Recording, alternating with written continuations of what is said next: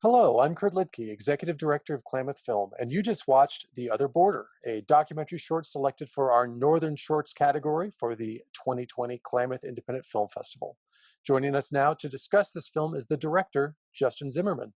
Justin, thank you so much for taking some time out to join us. It's a pleasure to be here. Thanks for putting this together.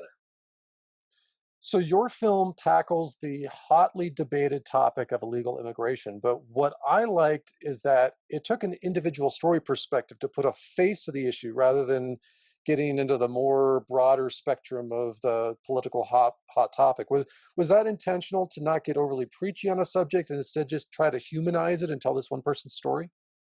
Well, we knew that this was a national event and it was covered by national news sources, but it is always essential, I think, in documentary work to get to the character and the person and the story.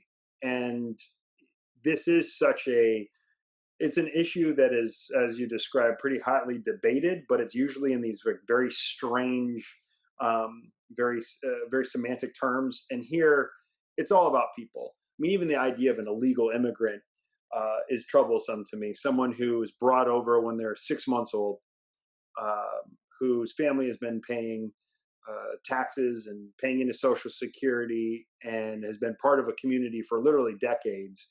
The idea of that being illegal, especially in a system that they cannot become legal, is troublesome. And so to bring that story to the country in a character driven, personal, and hopefully very human way was always the goal.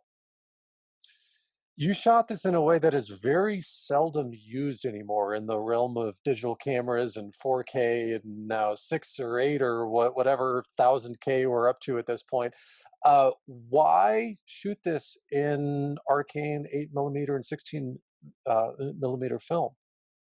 So I was probably one of the last generation of students, masters of fine arts students in film, to actually shoot, edit, and finish on film. So I have a long record of working with the medium. My first documentary we actually color corrected with chemicals. So um, to me, bringing this story to life in a way that was the antithesis of digital was essential because I wanted it, instead of being a hyper realistic kind of news or kind of more conventional documentary look and feel. I wanted to feel like a home movie. Like these were your friends, these are your family. Um, there's something tactile and real and intimate about film to me to this day, and it impacted every aspect of the production. I mean, we shot with hand cranked Bolexes most of the time.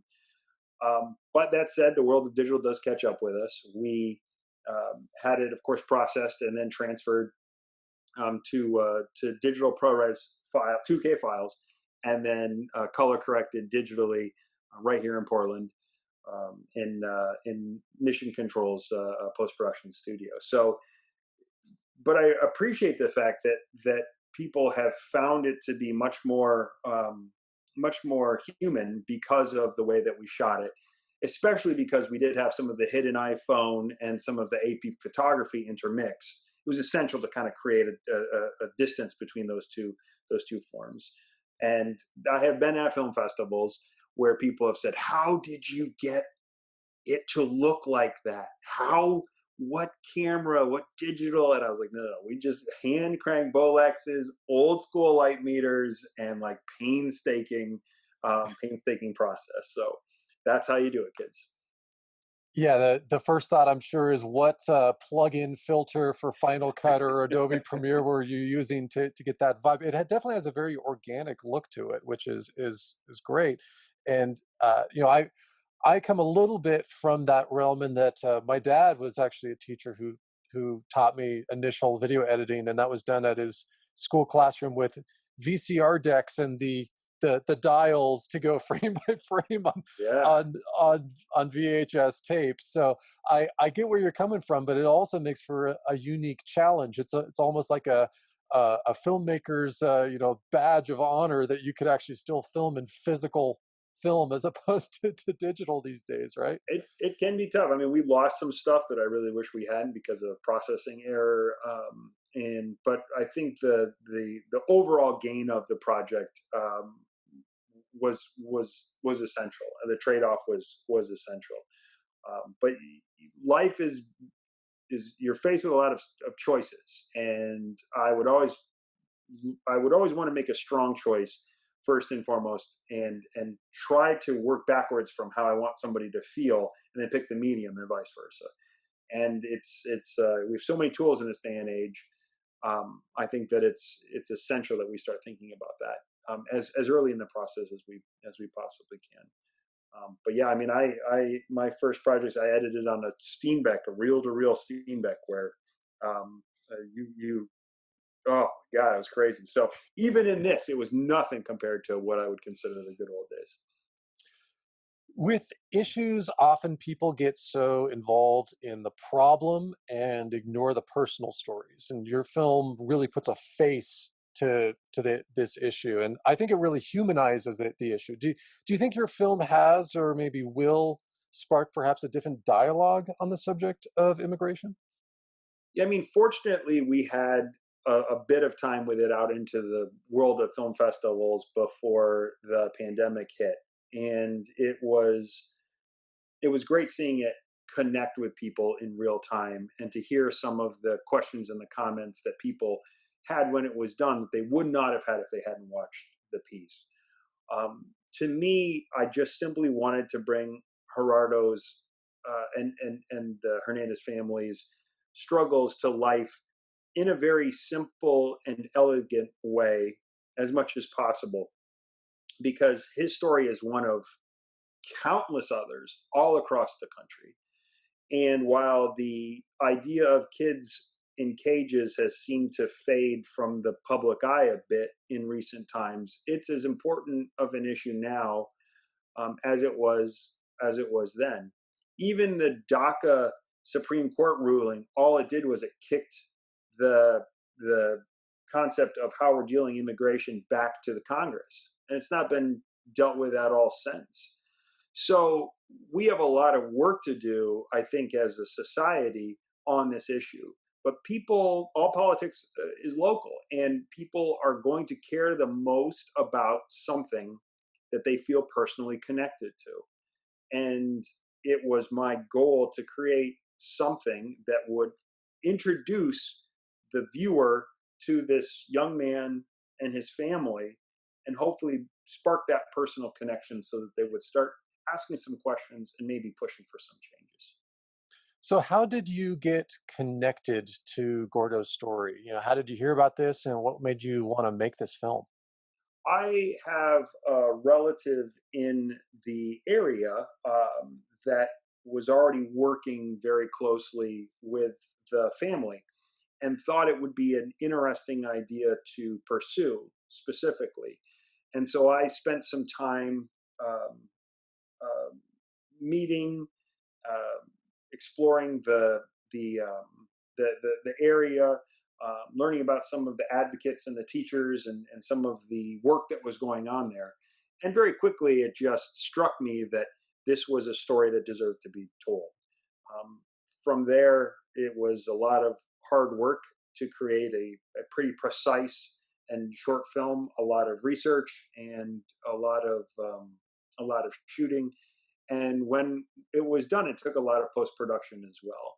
But the glory of a film is that the audience should hopefully never know all the work that goes into it. They should just watch it, think about it, and hopefully it changes some folks' perspectives a bit.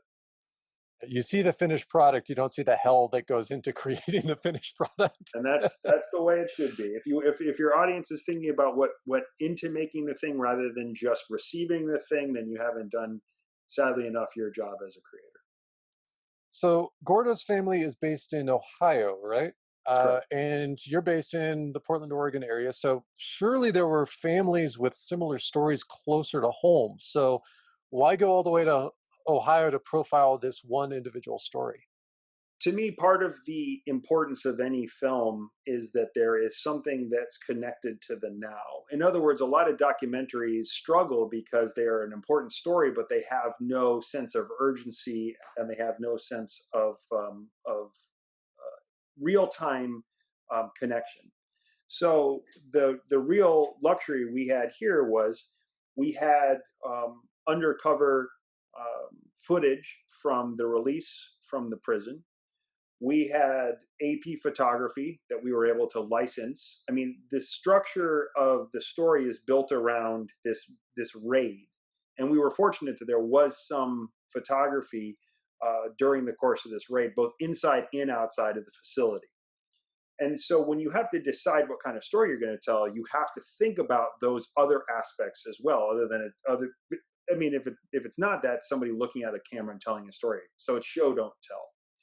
And you'll even notice that, unlike many of my other documentaries, there are no sitting chair interviews like this. The whole film was structured around the idea that you're just part of the world and part of the family and part of the experience.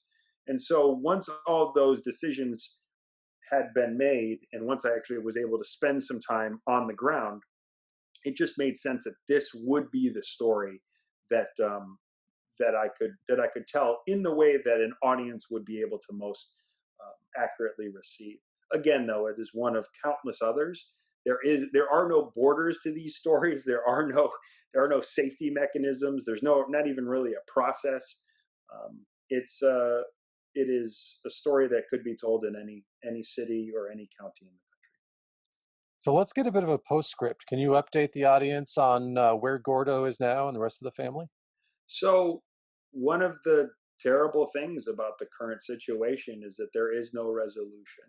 And the film is as important today as it was the day I finished shooting it. And it'll probably be as relevant next year as it is now. Not only in the sense that there are a number of other stories that are kind of occurring simultaneously, but just in Gerardo's story itself. He is slated for deportation. There is no way for him to get out of this. He cannot apply for DACA, but they're not accepting DACA applications anyway, against the Supreme Court's explicit instructions. And meanwhile, life goes on. He lives in his community. He has a wife now. He will have a family of his own before too long. And he's stuck, like so many other people are, in this strange dilemma of, is he a person or not here? So while I am so happy that the film is doing well and people are encountering it across the country and in a real sense the world, it's been accepted into a couple other countries already as well. It is it's why it's so important for me to come and talk about and speak to it, because it's not like his story is over. The film goes on, and I think the audience is a part of the film now as well. So, what do you hope audiences get out of your film? I mean, the first thing they can do, if this is something that troubles them, is they can see what's going on in their in their state, their county, their city, whatnot. What kind of organizations can they help and participate in? Secondly, they can just simply look at the record of their elected officials and say, is this something that my elected official is fighting for? If not, call, email. If they are against the idea of I guess if their opinions run counter to the audiences, then I hope the audiences also consider supporting a different candidate. So, your film tackles a very serious subject and it's very personal, but with any film, there's always crazy, funny, weird, challenging things that happen behind the scenes. You already talked about your just filmmaking process, but any lighter moments or really memorable moments from the course of the production that you can recall? Sorry, my camera has a 30-minute auto shut off, Oh, so okay. and I can't get around it. So every now and then,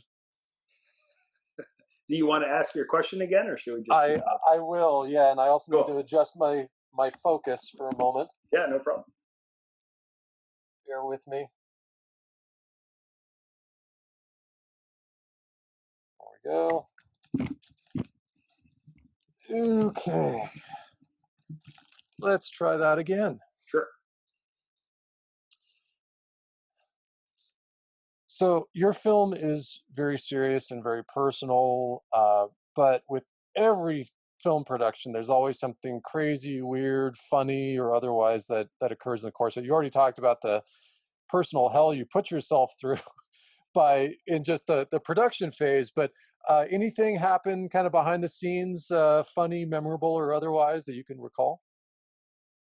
I mean, to me, I think what was really great was just being welcomed into the community and into the family. It takes an extraordinary amount of trust to allow a stranger, even a stranger with decades of documentary work, a stranger nonetheless, into your home and into your life and to film and record and interview. So I just was very grateful for the opportunity to work with these folks and to tell their story as objectively and as straightforwardly as possible. And to me, that was great. One of the location shoots, one of the days was like so cold that the camera, the bullets, literally like stuck to my hand, and it was. But by the end of that week in Ohio, it was sunny and warm, and I was walking around with a t-shirt. So I guess no matter what, it always comes down to a person, a camera, and something to record. And it it I don't think I'll ever make a film that was quite like The Other Border. Well, and what other films have you made? I know that you've been in this industry for quite a while. So, any other notable projects you've been involved with, or new projects in the works? Yeah, there are two realms to my creative output. The first, you can just go to brickerdown.com, BRICKERDOWN.com, or Google Justin Zimmerman filmmaker. But I made a number of films. I have my own Amazon Prime channel. My most recent feature was called Smart, which is Specialized Mobile Animal Rescue Team. I spent 3 years with an extreme animal rescue team in Los Angeles. And so that film went all over the world and now is free on Amazon Prime as well. And then I also write graphic novels. So the publishing company there is awbw.com. My graphic novel, The Killing Jar, comes out on August 26th, which will have been before this. And then my sequel to my series, The 27 Run, comes out in March. So I like to keep as busy as possible, um, uh, even in this day and age. Terrific. Well, thank you, Justin. And in addition to being available online all weekend through Eventive, people can catch The Other Border in person here in Klamath Falls at the Ross Raglan Theater on Sunday, September 20th, in our Northern Shorts block, which will be right around about 4 p.m. on Sunday, September 20th, when your film will show for the 8th Annual Klamath Independent Film Festival. So thank you, Justin, for the time, and thank you for this extraordinary film. It's been a pleasure being here, and thanks for letting me talk about it.